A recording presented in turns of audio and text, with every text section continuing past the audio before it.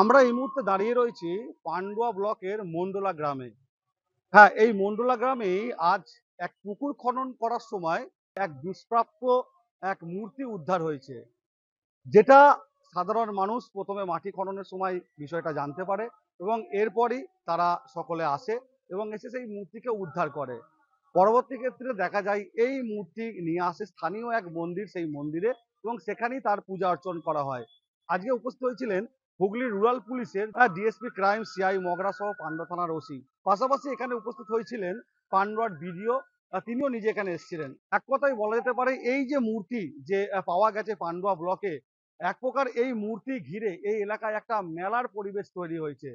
দেখলাম যে একটা কৃষ্ণ মূর্তি উঠেছে কালো পাথরের, খবর পেয়েছিলাম সকালে, তো সেটাই একবার দেখতে এলাম।